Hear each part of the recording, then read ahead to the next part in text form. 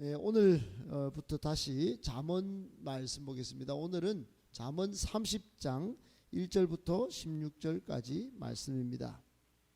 구약성경 944쪽 잠언 30장 1절부터 16절까지입니다.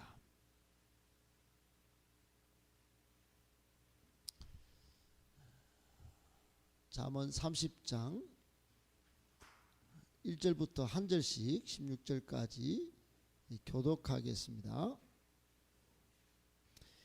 이 말씀은 야게의 아들 아굴의 잠언이니 그가 이디엘 곧 이디엘과 우갈에게 이른 것이니라.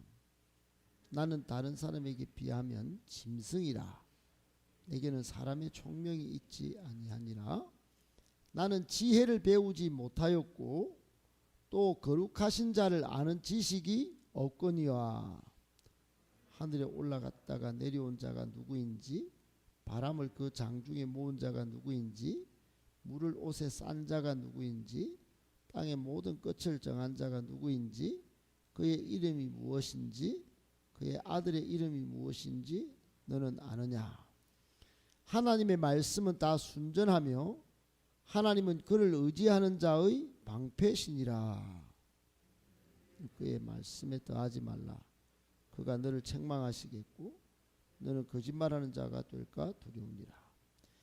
내가 두 가지 일을 주께 구하였사오니 내가 죽기 전에 내게 거절하지 마시옵소서. 곧 헛된 것과 거짓말을 내게서 멀리 하옵시며 나를 가난하게도 마옵시고 부하게도 마옵시고 오직 필요한 양식으로 나를 먹이시옵소서. 혹 내가 배불러서 하나님을 모른다 여호와가 누구냐 할까 하오며 혹 내가 가난하여 도둑질하고 내 하나님의 이름을 욕되게 할까 두려워함이니이다. 종을 그의 상전에게 비방하지 말라. 그가 너를 저주하겠고 너는 죄책을 당할까 두려우니라. 아비를 저주하며 어미를 축복하지 아니하는 무리가 있느니라. 여기면서도 자기의 더러운 것을 씻지 아니하는 무리가 있느니라. 눈이 심히 높으며 눈꺼풀이 높이 들린 무리가 있느니라. 아니 장관 같고 금도 같아서 가난한 자를 땅에서 삼키며 궁핍한 자를 사람 중에서 삼키는 무리가 있느니라. 거머리에게는 두 딸이 있어 다오 하느니라. 족한 줄을 알지 못하여 족하다 하지 아니하는 것 서너시 있나니 곧 소울과 아이 빼지 못하는 태와 물로 채울 수 없는 땅과 족하다 하지 아니하는 불이니라. 아멘. 할렐루야. 네, 반갑습니다. 여러분 성탄절 주간을 잘 우리 보내고 이제 한 해의 마지막 주간을 맞이했습니다. 딱 시적절하게 잠언 마지막 또 본문을 우리가 대하게 되는데 이 말씀이 마지막을 보내는 우리에게 주는 교훈이 작지 않습니다. 잠언서의 대부분의 내용은 솔로몬 다윗의 아들 지혜의 왕 솔로몬이 편집하고 또 들려주고자 했던 말을 모아놓았던 그런 말씀이라면 오늘 마지막은 여기 1절에도 밝히고 있는 바와 같이 아굴의 잠언입니다. 아굴이라는 사람이 그의 두 아들에게 곧 이디엘과 우갈에게 이런 전한 잠언인데 아마도 솔로몬 시대에 아주 지혜로운 한 사람이었던 것 같습니다. 매우 지혜롭고 겸손하고 또 바른 신앙을 가지려고 애쓰고 노력했던 사람이 아닐까 충분히 본문을 읽어보면 짐작이 가고도 남는 그런 내용이기 때문에 그 사람의 됨됨이를 충분히 파악할 수 있습니다. 한 해를 보내면서 이 아굴의 잠언 속에서 우리는 어떤 신앙을 가져야 될지, 또 어떤 인격을 가지고 가정으로 또 교회로 앞으로의 삶을 나아가서 살아야 할지를 잘 매듭짓게 해주는 그런 본문인데, 오늘 본문을 세 가지로 정리해서 묵상하도록 하겠습니다. 첫 번째, 하나님을 모르는 것은 짐승과 같은 것입니다. 여러분, 오늘 아굴의 잠언 속에 2절에 보면 이 아굴이 자기를 소개하는 내용이 나오는데, 어떻게 소개하느냐 봤더니 나는 다른 사람에 비하면 짐승이라 그랬어요. 짐승과 같다도 아니고 다른 사람에 비하면 짐승이다 그랬어요.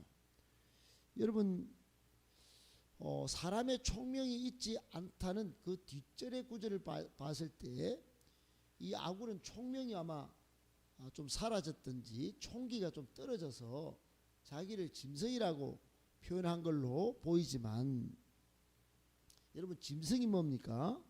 짐승은 본성대로 움직이는 동물 아니겠습니까?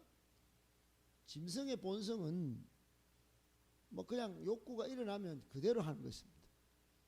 머리에 무슨 논리적이고 체계적으로 무슨 생각을 해가지고 이성적으로 판단하고 움직이는 그런 존재가 아니죠.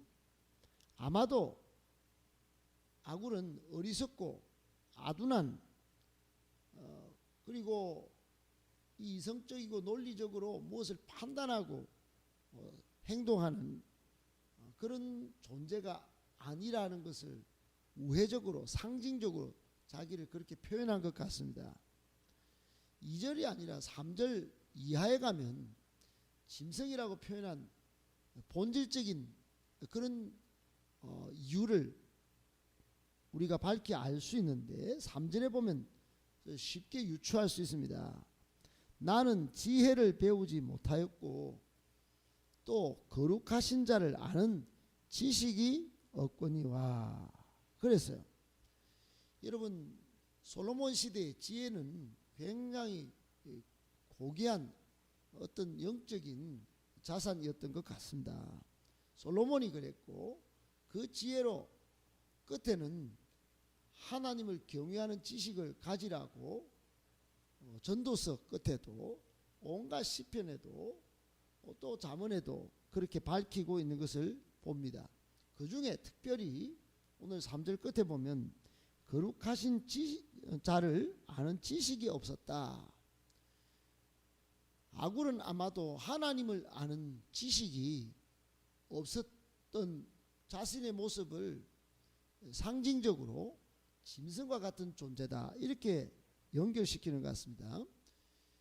여러분, 칼뱅이 종교개혁을 할 때 하나님을 아는 지식이 없는 것을 통탄하면서 거의 기독교 강요 첫 번째 전체를 하나님을 아는 지식이라고 정론을 펼치는 것을 볼 수 있습니다.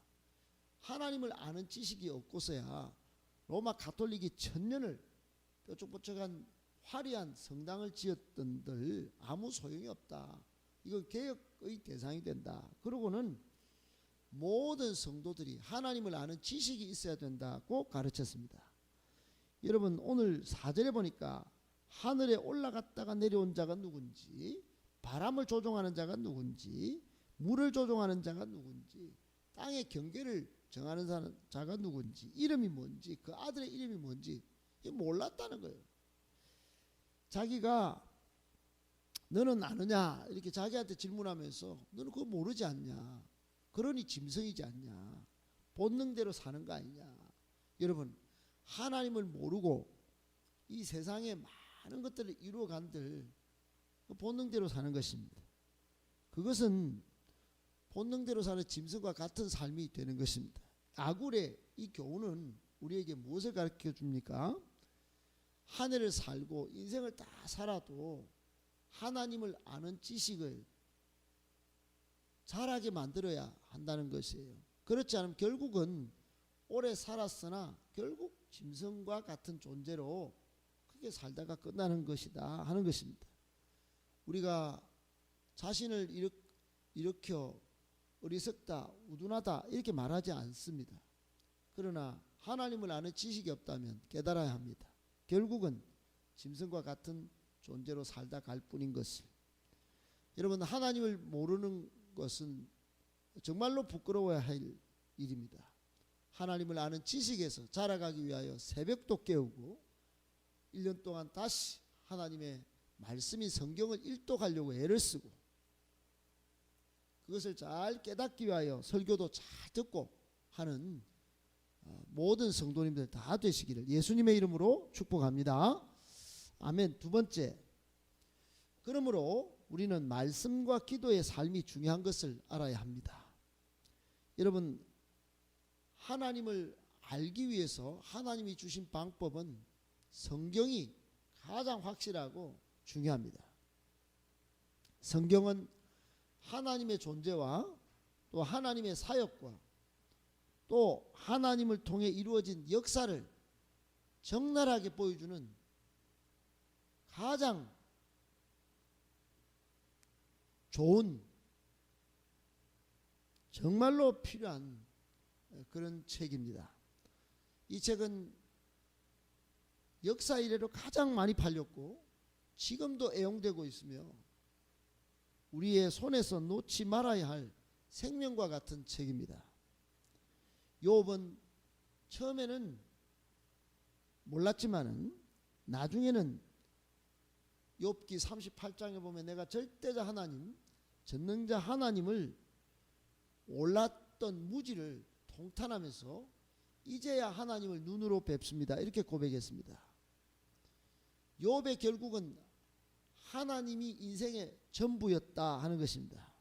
오늘 5절에도 보면 하나님의 말씀은 다 순전하며 하나님은 그를 의지하는 자의 방패신이라 그랬어요. 아굴이 볼 때 짐승과 같이 살지 아니하려면 순전한 하나님의 말씀 또 그를 의지하는 자의 방패와 같은 하나님을 붙들어 살아야 한다. 이렇게 자신의 신앙관을 표출하고 있습니다. 거기다가 6절에 보면 너는 그의 말씀에 더하지 마라. 하나님 말씀 외에 지식이나 정보나 그것 더해가지고 사는 것은 그 책망받을 일이고 또 거짓말하는 자가 될까 두렵다 그랬어요. 여러분, 말씀을 빼놓고 무슨 세상 것을 많이 아는 사람 끝까지 가보면 그 사람 얕아요. 결국은 거짓말하는 것과 같은 꼴을 경험하게 돼요. 여러분, 그것 다 없어도 세상 지식과 정보가 좀 모자라도 하나님의 말씀이 충만한 사람 보면 굉장히 지혜롭습니다. 그 사람의 교훈을 듣다 보면 인생이 잘 풀리는 것 같은 것을 경험하게 돼요. 아울러 오늘 7절에 아굴은 기도를 합니다. 내가 죽기 전에 두 가지 일을 주께 구하였사오니 그렇게 기도를 합니다. 아굴은 짐승 같은 삶을 탈피하기 위하여 두 가지를 딱 붙듭니다. 하나는 말씀이고 성경, 또 하나는 기도였습니다. 여러분, 아굴이 오늘 우리에게 주는 교훈은 한 해를 보내면서 우리도 본능대로 살다가 하나님께 책망받고 인생에 실패하지 않으려면 딱 두 가지 붙들어야 한다는 것을 교훈합니다. 첫 번째는 말씀이요, 두 번째는 기도의 삶입니다. 한결같이 2022년에도 우리 새벽 성도님들 말씀을 사랑하고 기도의 삶을 살아서 정말 하나님께 칭찬받고 또 인생도 복되게 잘 갖고 가시는 복된 성도님들 다 되시기를 예수님의 이름으로 축복합니다. 아멘. 마지막 세 번째, 성도는 족한 줄 알아야 합니다. 여러분, 오늘 15절에 보면 아굴이 네 가지 만족을 모르는 4인방을 소개합니다. 첫 번째 거머리 이야기인데, 저도 논농사를 지어봤는데 논에서 일을 하다 보면 어느새 소리 소문 없이 다리에 그게 붙어 있어요. 시커먼 게. 나중에는 좀 따끔해서 보면 이게 딱 달라붙어 가지고 피를 온통 빨아먹고 있는 거예요. 여러분 족한 줄 모르고 피를 끝까지 빨아먹습니다. 거머리가 그런 거예요.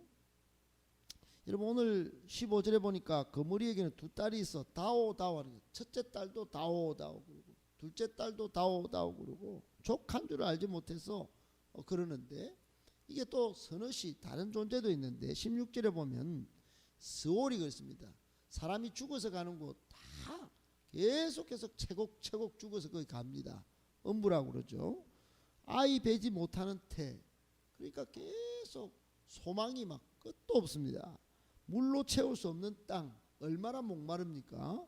그리고 족하다 하지 않으면 불도요. 이게 타오르기 시작하면 다닥다닥 옆에 거 다 끌고 들어갑니다. 족한 줄 모르는 4인방을 거머리와 함께 소개하면서 아굴은 기도를 합니다. 조금 전에도 우리가 봤지만 7, 8절에 두 가지 기도를 하는데 나는 그러지 않았으면 좋겠다. 첫 번째, 헛된 것 그리고 거짓말을 멀리하게 해 주십시오. 여러분 헛된 것을 쫓기보다 또 거짓말을 하는 것보다는 내가 진실된 말, 정직한 말을 하기를 구했고, 두 번째, 나를 가난하게도 마옵시고 부하게도 마옵시고 오직 필요한 양식으로 나를 먹여주시옵소서. 그렇게 하나님께 기도했습니다. 여러분 한마디로 아굴은 하나님께 족한 삶을 살도록, 정말 지금 이 정도면 족합니다 하면서 만족하는 삶을 살기를 기도했습니다. 우리 인생은 만족할 줄 몰라서 마치 거머리와 같고 오늘 소개된 4인방과 같은 삶을 계속 살고 있습니다. 그러다가 사고가 터지고 나라와 민족이 싸우고 갈등이 끊이질 않습니다. 만족할 줄 아는 삶, 얼마나 여러분 신앙적으로 고귀한 삶인지 모릅니다. 성도는 족한 줄 알고 마치 바울과 같이 일체의 비결을 배워서 이 땅에 하나님 나라를 실현해야 할 사람들입니다. 만족할 줄 몰라서 세상 사람과 똑같이 살 때 우리는 비참하고 또 세상에 손가락질 받을 수 있다는 사실 깨달으시고, 족한 줄 알기를 위하여 아굴과 같이 기도하면서 그렇게 한 해를 마무리하고 2022년도에는 감사로 하나님께 영광을 올려드리는 복된 성도의 삶이 다 되시기를 예수님의 이름으로 축복합니다. 아멘.